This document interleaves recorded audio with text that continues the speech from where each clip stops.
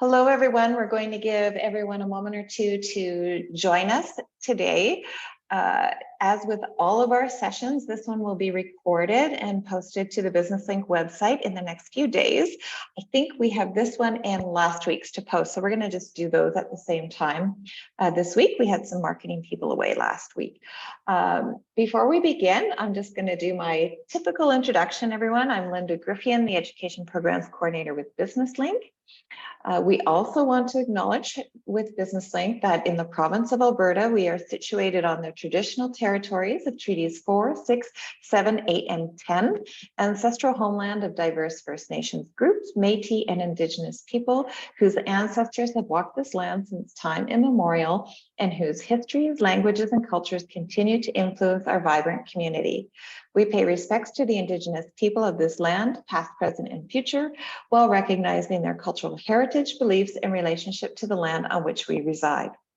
Today, we have Vanessa back. This is her fourth time back with us in our final session of this particular series. It's called Maximizing Your Business. So this will be a good one today. I will insert shortly the link for all the handouts to today's session in the chat box. So watch for that to pop into the chat box. If you have questions, as always, please place them in the Q&A box and we'll get to those when we're able to get to those today. So without any further ado, Vanessa, please welcome and take it away. Hi, everyone, and welcome. My name is Vanessa Brown. I am a CPA. I have origins back in the CMA, Certified Management Accountants program, which I received that designation in 2003, and the Chartered Accountant designation, which I received in 2007. And they all merged, that and those two and the CGA all merged into one designation back in 2014, which is now the CPA.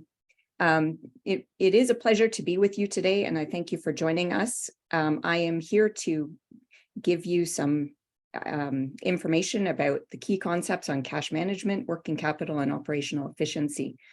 We have about an hour today. I do welcome your questions throughout, so you can put them in the Q&A box, and I will answer them as I'm able.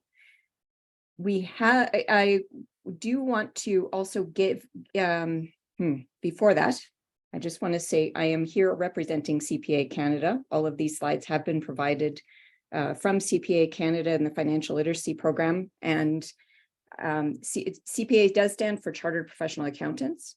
Accountants work with numbers to help keep businesses honest and successful. CPA Canada is one of the largest accounting organizations in the world, and we represent more than 217,000 CPAs across Canada.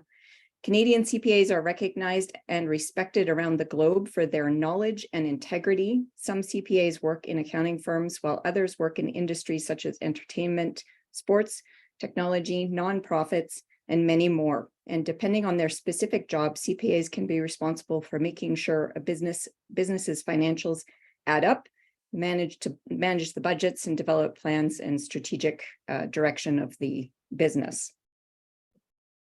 So now let's get started. I do want to know a little bit about you to best make some of the examples relevant to your business, if I can. So in the chat, you can, if you're so inclined, please enter the size of business or stage of business. So you might be just starting up, it might be super small, micro, or you might be small as defined by 100, just less than 100 employees and 15 million of revenue or less. You can tell me what your role in the business is. Are you an employee? Are you the owner? Are you the CEO, the CTO, whatever your role is, what industry your business is in, and what you would like to learn from this session. And I will read those as I get a chance throughout my presentation. So let's start with the questions that business owners ask. So sales are great. Why don't we have any cash? They're up, and yet our cash is down. Do we have enough money to pay our expenses right now? Can I commit to that extra expense? And how much cash do we need for an expansion? How long is it going to take us to save up for that? Or how else do I get the money for that expansion? Can I free up some cash from the business? How can I get customers to pay sooner? And are we managing our cash efficiently?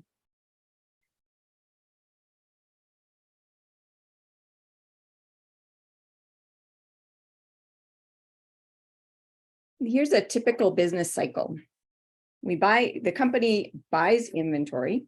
So first off, in this process, the company has to have cash available to do all these things.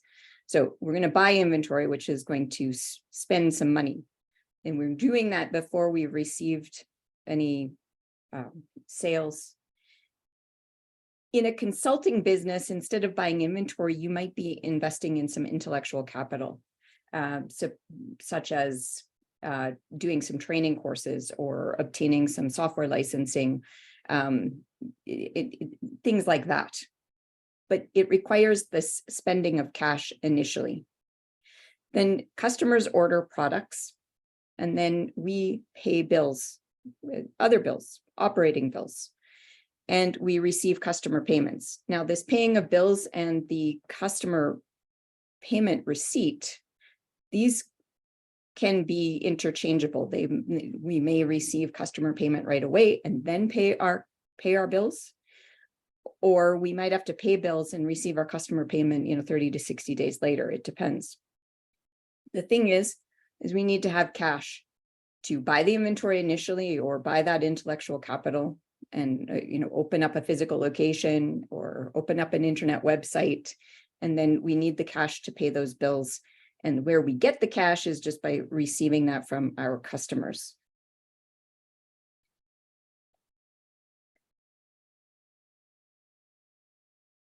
So what is working capital? We're going to be talking about working capital and operating efficiency. And so let's just define what is working capital.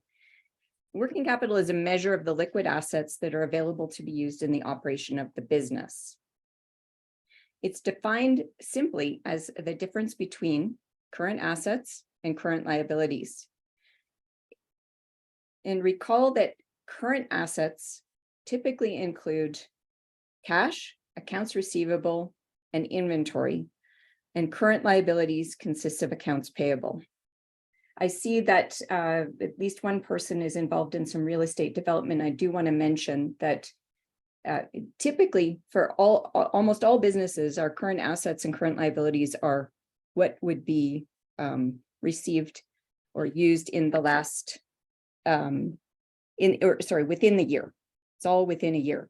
But in a development company, your operating cycle, instead of being a year, might be 18 months or 2 years, depending on how long it takes to grow that development. Some operating cycles are even as long as 3 years when we're dealing with commercial operations.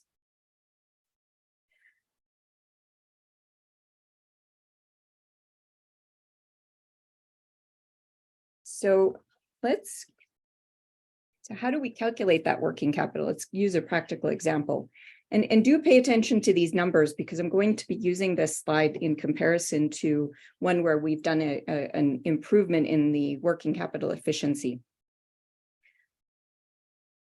So we've got here a listing of current assets and current liabilities. So our working capital, current assets minus current liabilities, so that is the 105,000 minus 15,000 equals the 90,000 that's available to support the operation of the business.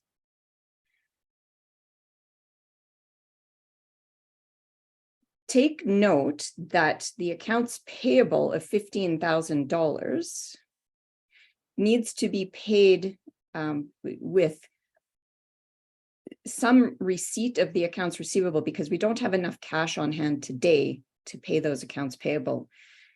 And this is the whole crux of managing cash flow and working capital.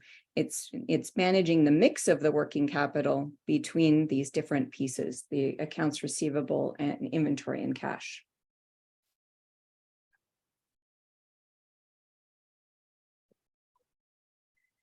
So how can you increase your working capital?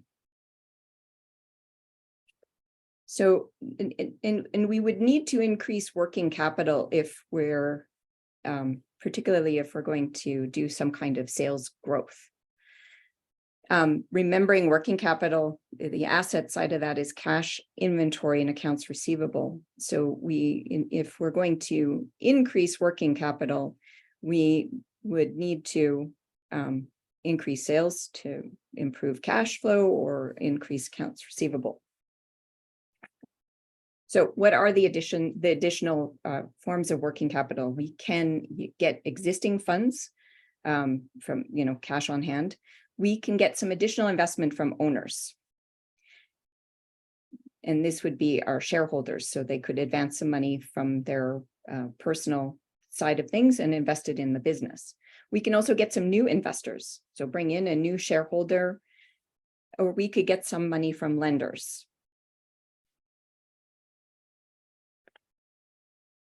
The thing is before we start any growth in our business, we need to identify exactly where we're going to get that source of working capital. Where are we going to get the money in order to invest in more inventory so we can make a future sale? And that would be part of your strategic planning process. And this would be both short-term, when you're looking at your short-term plan and your longer-term strategic direction. These things need to be identified as you go with those. So how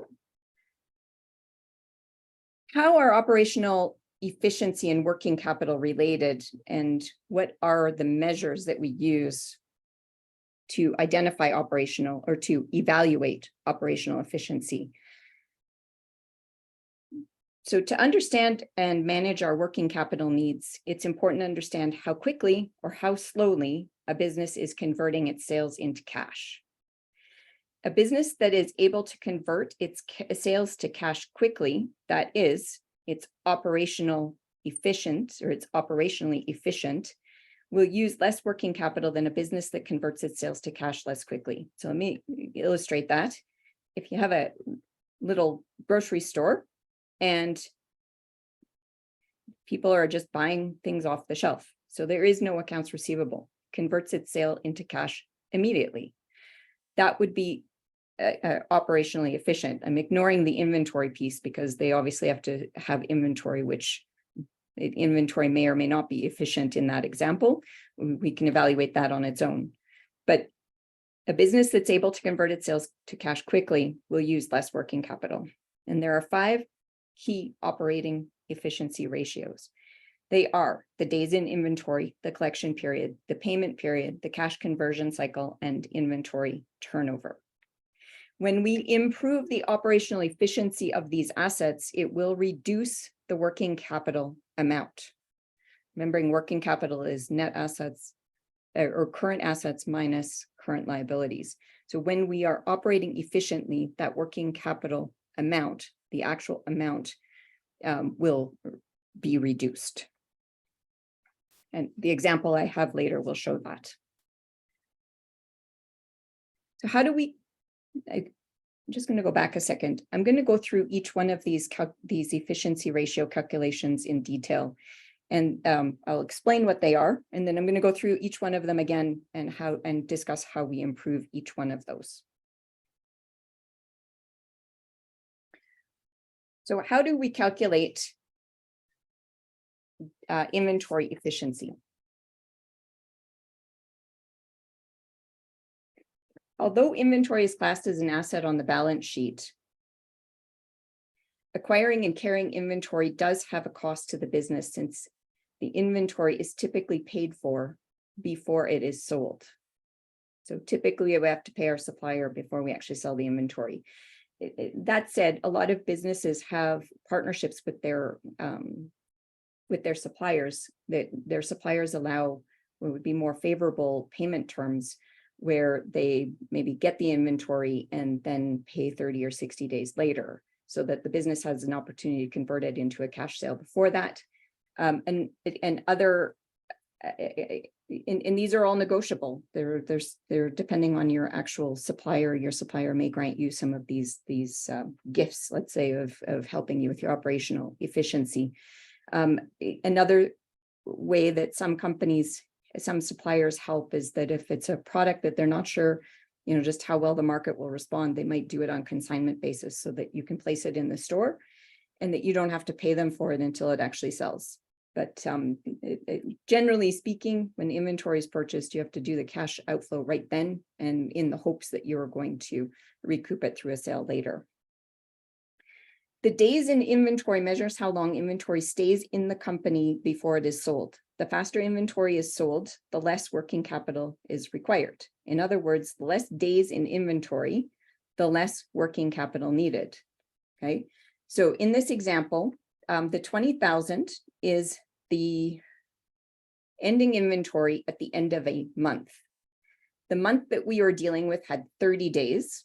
And so on the bottom of that equation, the 18,000 is the sales that were made over a 30-day period. So in order to calculate the days in inventory, we take that ending inventory and we divide it by the cost of goods sold per day. I'm sorry, I think I said that was sales, but that's not sales, that's cost of goods sold. So it's the cost of all of the goods on a daily basis. So ending inventory divided by the daily cost of sales equals the number of days that we are holding in inventory on average. So in this example, we have about 1 month of inventory on hand at any given time because we've got 33 days in inventory. To calculate this, you need monthly financials. So you need to have your ending inventory from the balance sheet. If your accounting system is not updated regularly, you need to do an inventory count, do a periodic inventory.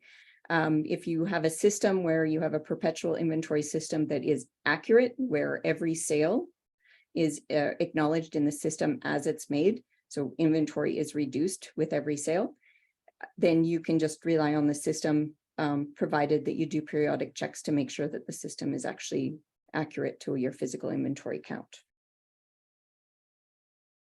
And cost of goods sold is found on the profit and loss statement. If you are using an annual number, if you're trying to evaluate this for the whole entire year, you would take your year of cost of goods sold and divide it by 365 days. That if you had your annual amount and then you compare it on a monthly basis, then you can follow your monthly swings as well. So now, how do we calculate the basic accounts receivable efficiency? We would look at this collection period for accounts receivable. So in addition to purchasing inventory, the other key use of cash by a business results from selling products to customers today, but allowing them to pay at a later date. So whenever we do that, whenever we allow a customer to pay at a later date, there is a cost to the business in the sense that we don't have the cash available today to do other things. The amount of money that the amount of money out of the business by its customers is reflected in accounts receivable, meaning that if we have allowed customers to pay later, the total combined amount of that of what it is in the accounts receivable number. And the collection period is a measure of how quickly or how slowly customers are paying. So in the formula that I've got here, we take which is the formula, take ending accounts receivable divided by the daily revenue. So if we're going on a monthly measurement, we would take our month-end accounts receivable, again, making sure that that number is accurate before we do this calculation, making sure that the bookkeeper has updated everything. And we would take the daily sales. So this is the sales for the month divided by the number of days in the month. This month had 30 days. Some have 31 and some have 28 or 29. So just be cognizant of that when you're doing the math, because one day can make a big difference. So we've got ending inventory at the end of the month divided by our sales divided by 30, so daily sales. And in this example, it takes 45 days to collect the average accounts receivable. That means that it takes the average customer approximately 6 weeks to pay us, which depending on our deal with our suppliers, it may be okay, because maybe we only pay our suppliers every 30 days, but this delay costs us in terms of having cash available today.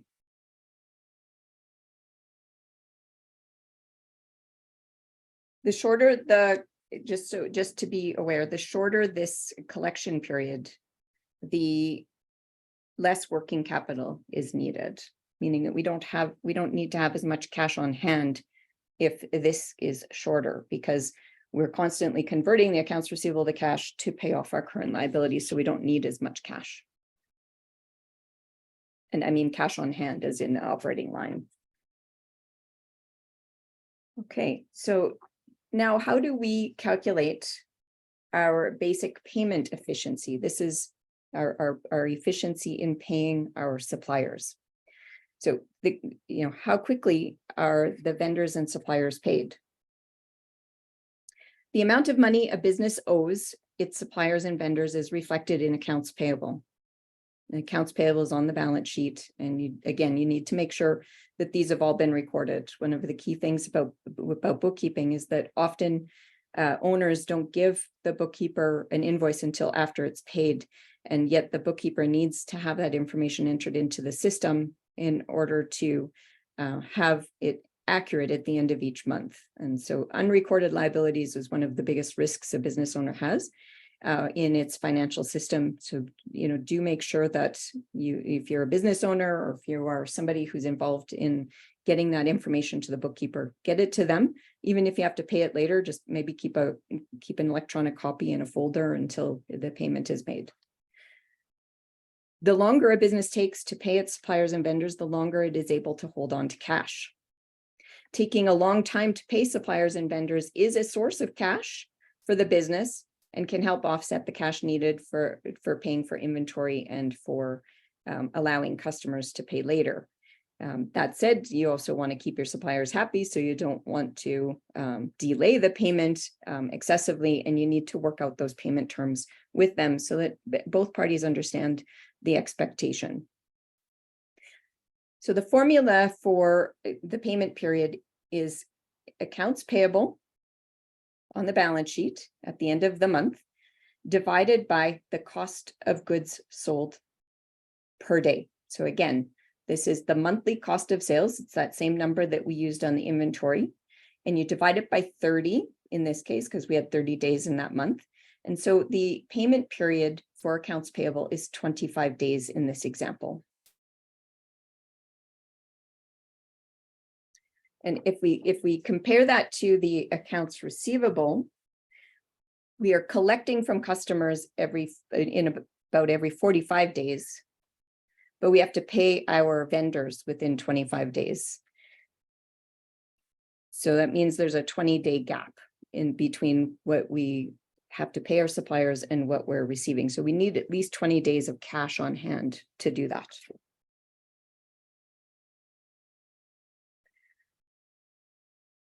So now how do we calculate the basic cash efficiency? We talk about this in terms of the cash conversion cycle. So it measures the length of time cash is tied up in the company. The cash conversion cycle is calculated by adding the uses of cash, which is the days inventory and collection period, minus subtracting the source of cash. And that equals our payment period. So remembering back that we had 33 days in inventory, we had a collection period of 45 days, and we have a 25-day payment cycle. So our cash conversion cycle is 53 days. So that's really helpful to know, because at any point in time, we need to have 53 days worth of cash. This means we have to know, what our daily cash burn rate is one way of saying it. And that way we can negotiate. We could, if it's if we're needing let's say $10,000 of cash every day, we would need $53,000 of operating line. you have to know your numbers really well to be able to do that, but this is knowable. We can't project, we don't always know everything that's going to happen in the future or exactly how our customers will pay, but we can negotiate terms to the best of our ability to know that number and at least approximate it so that we can manage our cash well.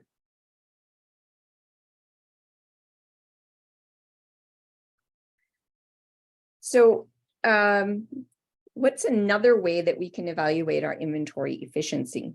We can look at inventory in terms of an inventory turnover number. So how many times did we turn inventory in the month? So given that we had a month of 30 days and we had a 33-day inventory on hand on average, obviously it will be less than 1, meaning that our inventory turned less than once in the month because we had 33 days of inventory on hand on average for a 30-day month, just to understand the relationship there. We had, so to calculate the inventory turnover, we take the cost of sales for the month and we divide it by the ending inventory at the end of the month. And so it turned 0.9 times, less than once.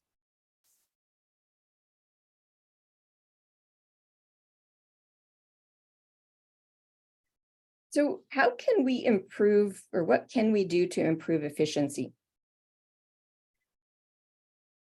If a business wishes to manage cash more efficiently and reduce the amount of cash that's needed to operate the business, we can look at improving its inventory management. We can improve the inventory management, we can decrease its collection period, or we can increase its payment period.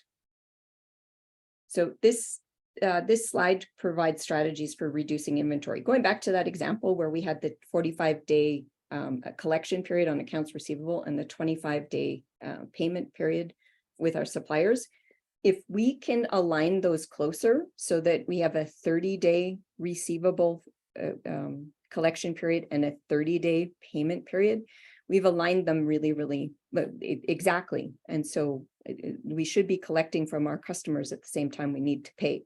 That we're trying to align those things well. Customer demand and projected sales for each product can be evaluated in an effort to align inventory on hand with projected sales. Slow selling items can be eliminated and the amount of safety stock can be reduced. We can our order cycles and our order quantities can be optimized to either take advantage of beneficial pricing or to reduce the amount of inventory that's stocked. So just to expand that a little bit more, there's a concept called economic order quantities. And so you can work out with your supplier, what is the best quantity for me to order based on shipping rates. If you've got to get half of a semi-load to you, you want to make sure that the cost of shipping it to you is efficient as well. So you have to balance this reduction of cost for ordering a bigger quantity with the cost of holding inventory on hand. We might want to get expensive and slow selling items direct shipped from the manufacturer to the customer. So maybe we've put ourselves out there to market somebody's product or a manufacturer that sells it.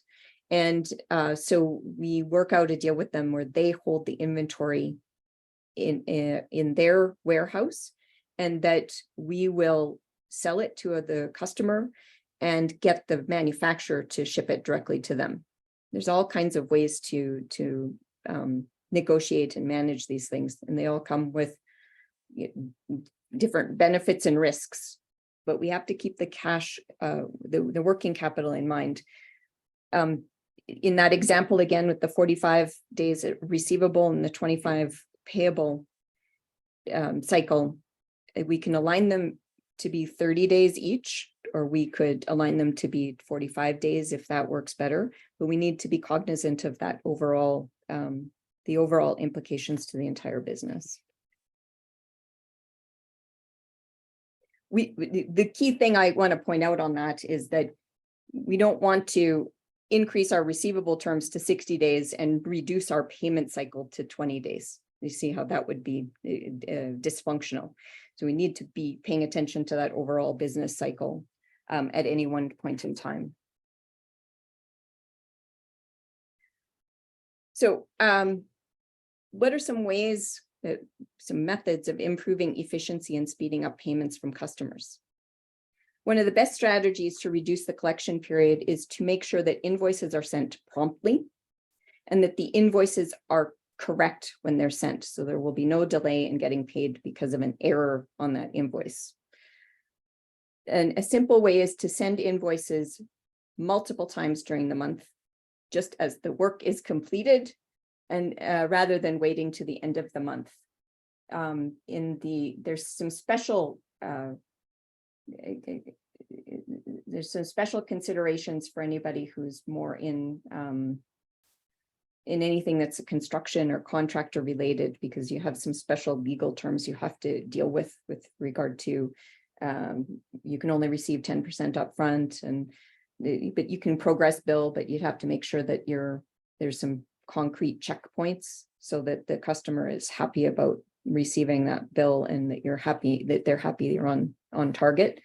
So but again, this is how you manage your business. Money happens in a business as a result of operating well. And so the clearer your business is in setting these terms and objectives upfront with customers and with vendors, the better the relationship, and therefore the better you can go forward and get the cash flow cycle working well. We do have a question from Amy. When a business doesn't have inventory, but we have labor, payroll, how would some of your talking points apply? So I know a lot of what you've been chatting about has been, this is how we deal with the ratios minus the inventory. But in a service business, we're not usually dealing with inventory. I like your question because I obviously am in a service business. I'm an accountant in public practice, and everything is about time and billing. It's time and billing, time and billing. So the same, I'm going to go back here. The same concept applies. It's just that the cost of goods sold is your direct labor. Okay. And a lot of this would have to be, so you're not dealing with inventory turnover, you're dealing with a work in progress cycle. So this means that the business needs to be regularly taking a look at the work that is being done. So in the accounting firms, in consulting firms, in legal firms, people code their time to the work in progress for a customer. And at any month end, they take a look at the work in progress as their inventory. That really is the inventory of time. And so you would just replace that, the cost of sales. So people time that has not yet been billed is held in the work in progress inventory on the balance sheet. Has to be the bookkeeper needs to code it there. And that needs to be adjusted at each month end, and then you can have an accurate cost of sales. So only it's only the time that was billed that is expensed in the month. And so you can take that cost of goods sold, direct labor, divided by your work in progress inventory. I hope that helped. And if I've had to work that one through many times. So if there was any other questions, you can send them in the chat or maybe reach out to me individually. Really good question, because I see that a number of people are consultants on there.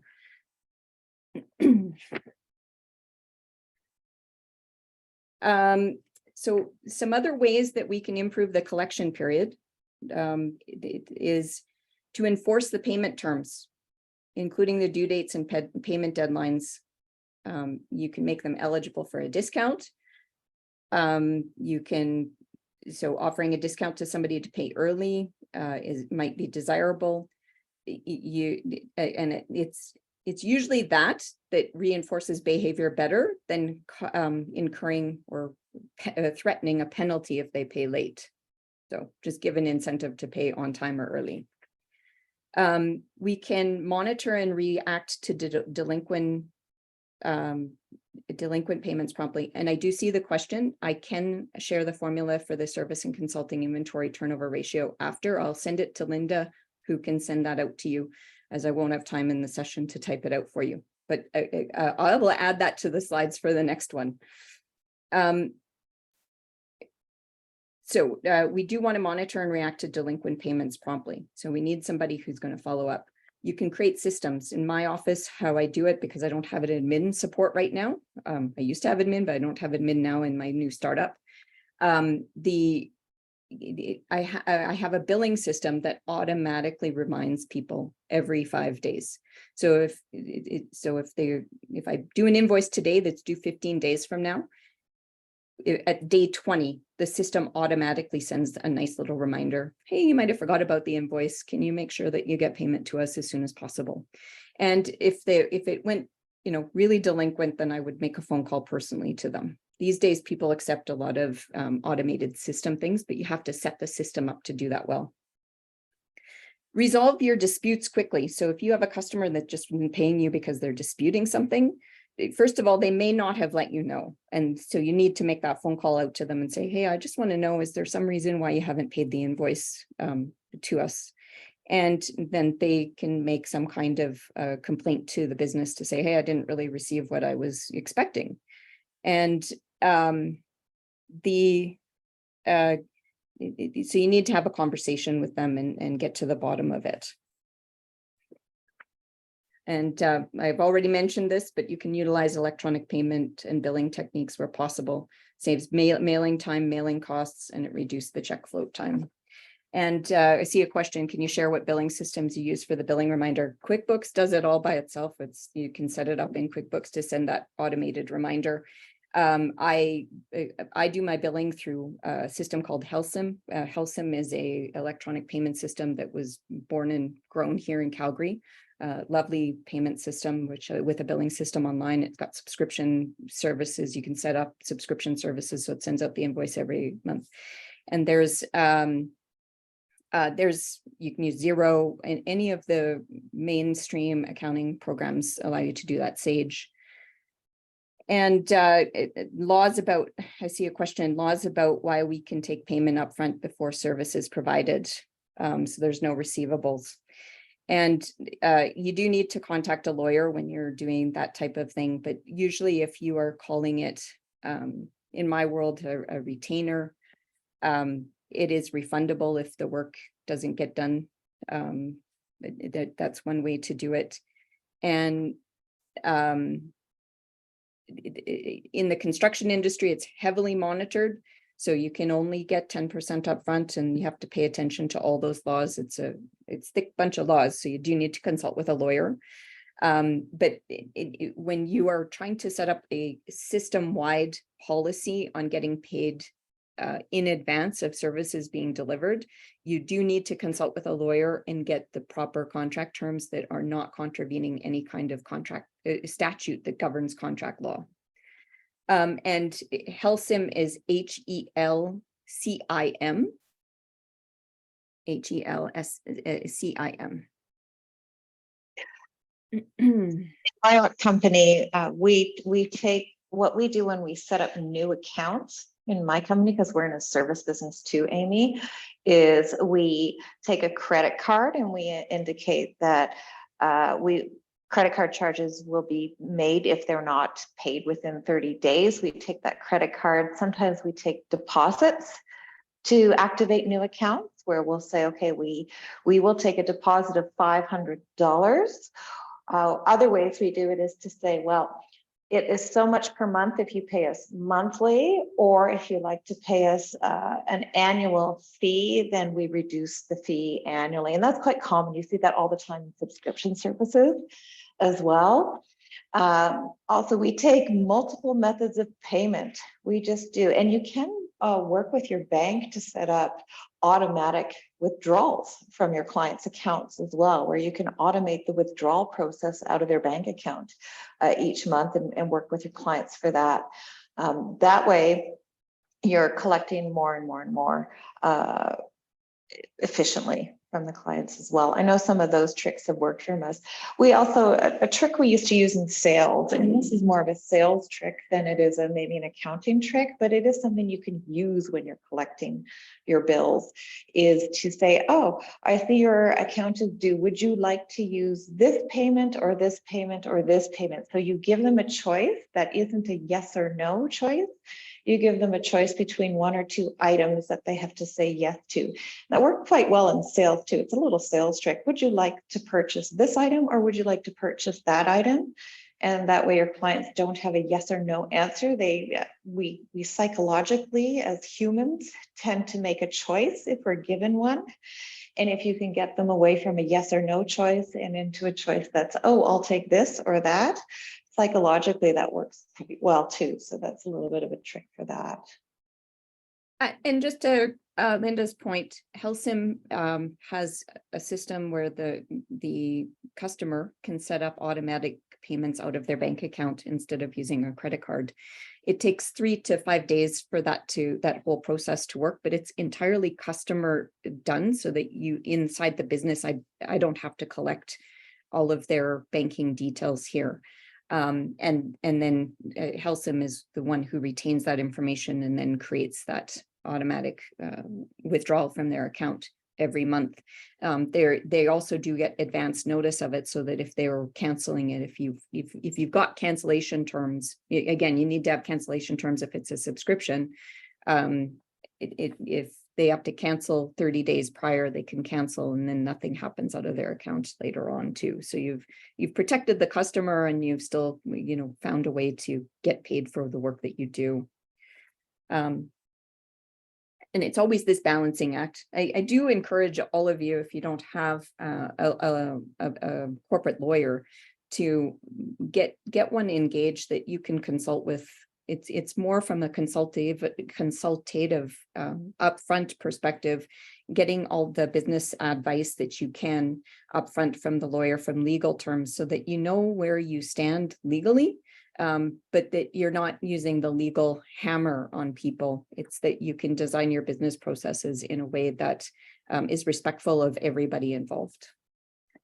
There are some great legal services out there that you can contract out on a monthly basis, such as goodlawyer.ca. Their lawyers will contract out on a sort of per file basis. So you can go to Good Lawyer, check that out. A number of firms now will offer you a variety of sort of business in a box type of legal services. And smaller firms, you don't have to go to the big firm downtown who's paying for all the art on the wall in the office space to get a good corporate lawyer. Lots of great smaller firms, if they say they do corporate commercial or they do general practices, those lawyers are less expensive than you think they are. It's a highly competitive marketplace for lawyers right now. I know because I work with lots of them. And, if you're coming to them with a book of business and it's very straightforward kinds of business, they're often reasonably priced. And what you pay up front for them is far less than what you pay on the back end trying to collect in time and money and collections and everything else. So it is worth checking with them.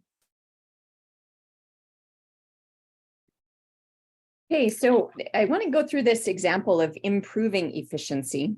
And so what we want to do is we want to do a 10% reduction in inventory. So we want to drop the days in inventory from 33 days down to 30 days. Okay, so 10% would be really 3.3%, but let's eliminate the decimals and we'll just go down to 30 days. We want to improve the collection process. So we want to implement an electronic payment system, which will save us 4 days in collections. So this is assuming, obviously, that they didn't have a full electronic payment system in place. Maybe they were accepting e-transfers, maybe even accepting checks still. There's lots of businesses still doing that. We want to invoice promptly. So we want to save 5 days on our accounts receivable. This means that we, instead of taking 7 days to invoice, we're only taking 2 days after the project is complete to get the invoicing done. And we want to have an improved payment process so that we pay the bills when they're due. We pay them three days later than we used to. So we were paying, ahead of time at 25 days. So we want to get that up to 28 days. So you see how we're getting closer to matching the accounts receivable days outstanding to the accounts payable days paid. So you may remember that the other slide was 53 days. So now we're getting this reduced to 38 days. So this was where we were at. So we had this working capital of 90,000. So, cash was 10, inventory was 20, and accounts receivable were 75. This goes, let me just see here for a second. Yes, this is, this was slide 5. So this was where our business was at before implementing all those changes. And so accounts payable is 15,000. Okay. That's what it was. And now with these improvements, just to go back again, inventory went from 20 down to 18. Accounts receivable went from 75 down to 60, and accounts payable went up from 15 to 16,800. And that's just to get all of the timing on everything right. And notice our cash stayed the same, 10,000. So now our working capital is only 71,200. So again, improving our operational efficiency, being better at our operations, being better about how we bill, when we collect, being better about paying only when things are due, not in advance, it actually reduces our working capital. And it's our working capital requirement. Knowing that working capital has a risk, the higher our inventory, if something happened in the business, so I'm just going to use COVID as an example, all of a sudden the store can't open because we're not allowed to. The higher that inventory amount, the greater risk you as a business owner is sitting with, because you're not able to make sales. Again, the higher the accounts receivable at that point in time, the higher the risk. Accounts receivable would still be collectible in that case because you've already delivered the goods, so you'd still get that money. And then accounts payable, you also have to take a look going forward, what your contractual terms are. You might have some commitments to pay monthly rent or monthly equipment amounts. And so this payable, if we had to shut down the doors today for some reason, something happened, the less we're carrying on the especially inventory, the better. And the less, well, in this case, we're expanding our we're reducing our working capital need because we're paying in later terms.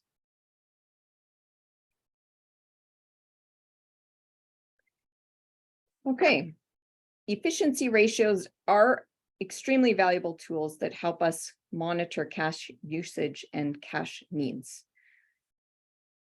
Efficiency ratios should be calculated and monitored on a regular basis. These ratios should be compared to the industry. So where would you get some industry information? I'm quite certain that Linda has some information available there. You can look to the public companies as an example of what some industry averages are in the public space. And there's private information available for specific industries through Linda, and also through the public library can offer that through their market research people that you can contract for, I think, about $80 an hour. Linda, I think you have something to say. Yep. Business Link also provides market research services, the same stuff you'd get from the Calgary Public Library, the same research databases used by large organizations like the BDC, etc. Believe it or not, Business Link has access to all of those, and you can request market research support for free from Business Link. That's what we're here for. We're a nonprofit who are funded through the government to be able to give you that sort of access to those sorts of things. If you're looking for that, you can check out the Business Link website and go to the market research section. For those of you who are interested, you can check our past recordings online as well. Under our recordings, we do have Statistics Canada, who presents to us 3 times a year. We just had one recently and another one coming up in June. all about how to find this information on the StatsCan website. And we also provide market research workshops, 90-minute workshops that you can take to learn about market research, not only for, business planning and those reasons, but also market research for industry ratios, competition, things like that. So I'll put some of those links in the chat. So when you compare your ratios to the industry, you should take a look and see, what you might need to improve, or maybe you're doing better than industry. You have to take a look at that and then maybe make some changes inside the business. You should take a look at the trends. So these should be calculated on a monthly basis, analyze them, graph them, put them into a visual. Just take an Excel document, dump it in there, and make Excel do a graph. Is a very simple way of doing it for the small business owner. You can have that shown in your QuickBooks file. You can set it up to do that, especially in QuickBooks Advanced. It's a little bit more costly to do that, but to set it up in QuickBooks Advanced, but it's automated and it'll save you hours. So it's $60 a month. An hour saving is, in doing all the math yourself, is probably worth it. You should take a look at any adverse changes. So, we went from 30 days in accounts receivable to 90 days in accounts receivable. What happened? Take a look at that. What happened on the operation side? Did we make all our customers really mad? Did we not deliver properly? Is this a problem, or is it a market force that the people who we're selling to are just all hit really hard, like COVID, right? The improved operational efficiency can free up working capital. Simple strategies is carrying less inventory and getting paid sooner can provide significant working capital benefits. And that is the end of my formal presentation. Here are some resources that are for you that should be posted already to you, I think, from Linda. And there's a glossary of terms. There's an implementation checklist, things that you can do to get the ball rolling on calculating these ratios and then using those ratios effectively. Some additional information is available there on, it says link to CPA Canada, but it's really sourced from the Business Development Bank of Canada. The BDC has tons of information for small business owners. Really good to work with if you do have a BDC bank loan, it's really good to work with your loan officer because they will direct you to all kinds of useful things on their website. Another one is how to get control of your company's finances, also through the BDC.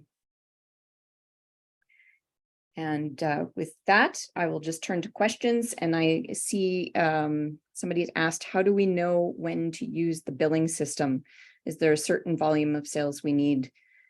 I would recommend to any business owner to get a formal billing system, electronic. QuickBooks Online is extremely simple to get going and get using, and it integrates with all the rest of the bookkeeping. If you have your year-end accountant, if you're doing the bookkeeping yourself, do it doing this in QuickBooks will only make your year-end really efficient for your accountant. I can click a button and it goes directly into my financial statement software preparation and directly into my tax software. So much better than using Excel. Plus I can see comparatives year over year. I think all business owners should be using a billing system right from the beginning. If you want a free version of something that's really good and effective, use Wave. Wave was developed by a former partner of Deloitte & Touche, or Deloitte, it's the Deloitte's now. It is a free system out there. I have several artists and freelance writers and graphic designers that are using Wave, and it's extremely effective. It's integrated with a payment system, so people can pay you with credit card. Question: anything about cash flow that you're going to touch on today? I'm sorry that you thought this was about budgeting and projections. This is more about working capital. And it is clearly integrated with doing budgets and projections, because we take the working capital ratios that we actually experience, and we would want to compare them to budgets and projections. I believe there's some other sessions on the topic of budgets and projecting, making projections of your business. This was the essential tools for managing working capital, your inventory, your accounts receivable, accounts payable. Remembering that inventory does include your labor inventory, that work that has been done by your consulting staff, but has not yet been billed at the end of the month. And Arturo, how long can a company deal with negative working capital? That all depends on how much financing you're able to get from your bank, or how much money you've advanced of your own money invested in the business to do that. Negative working capital obviously means that you have current liabilities, accounts payable, and maybe a short-term operating line of credit that is greater than the inventory and accounts receivable balance. And it can deal with it as long as it's expecting a big sale later on, till whenever that money is received, or for how long your lender will let you have the line of credit. So I would say just get out there and make sales. That's best way to deal with it. Just go make sales. So. And just to expand on that point, depends on how big the wallets are of your investors as well. For example, Amazon, I think, went for about 20 years with negative working capital, ultimately poured hundreds and hundreds of millions in by investors before they made any money. So, back in the day when they were a little bookseller online, when the internet was, a new and fabulous thing, that company went a long time, like 10 to 20 years before anything became a positive cash flow for them. Yeah. But that's like an extreme example of that. Those are companies where the investment is so high and so long because those investors expect a massive return on that. It's a gamble for them. So you'll see technology companies who year after year after year have made nothing on billions spent, and still have a company valuation of a high valuation. That's totally not a realistic small business world kind of thing that's going to happen. So yeah, that's kind of a broad question. I think Linda, Arturo, if you wanted to answer that question a bit more specific to your industry, it would be a good idea to reach out to BusinessLink and get some industry statistics for your business. And you can get an idea of what the average working capital is. And they may even be able to give you some filtered data on corporations that have had negative cash flow. I don't know if they have the longitudinal analysis of those businesses, meaning that they've got 5 to 10 years worth of data to see how long the average company had a negative working capital. It might be seasonal. For example, I've given the example of golf courses in the past because I've worked with them for several years. Golf courses have negative working capital in the winter. They often do because they defer their lease payments. They only pay their lease payments in the 6 months that they're operating. And so they have this liability that sits there, and they make the payments over the summer months only. Amy, your question about the daily burn rate,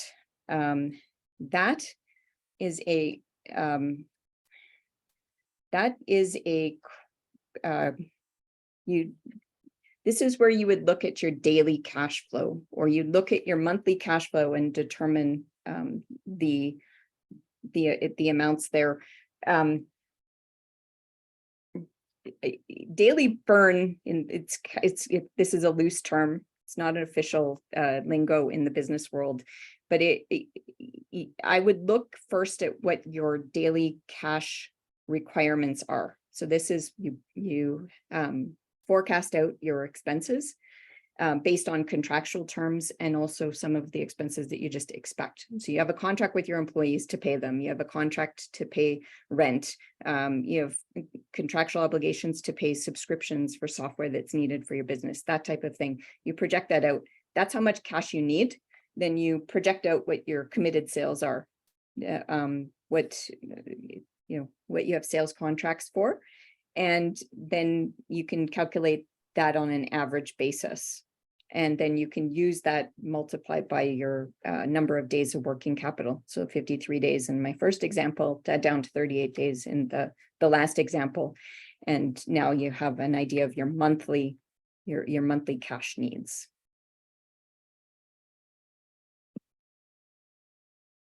Thanks, Vanessa. That's a lot. That's a lot that was covered again today.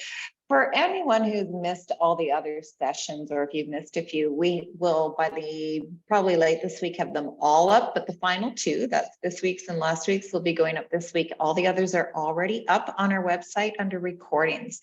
The handout link in the chat box has the link to the handouts today, including a PDF version of the slideshows. So let's make sure I just put that in one more time for everyone so that you can download. That link is good until the end of June, by the way, but here it is if you want to download the slideshow and the slides and the handouts for today. We've hit 12 o'clock, so that went fast. Thank you so much, Vanessa, for sharing everything you know with us today. The recordings of the previous sessions, I will put those up in a moment for everyone under recorded webinars. So if you go to the Business Link website and you hit on recorded webinars, and I'll just put that, that's where these links will appear for you. The last 6 are up already, along with links to all the other things that we've got going on and have been recorded for us as well. You can sign up for the Business Link newsletter as well, and all of our upcoming events, webinars, workshops, things like that are in that newsletter, so be sure to sign up for that. And I think that wraps it. Thank you so much, Vanessa. I really appreciate you doing this today. I'll stop the recording and let everyone head home for lunch. Thank you, everyone.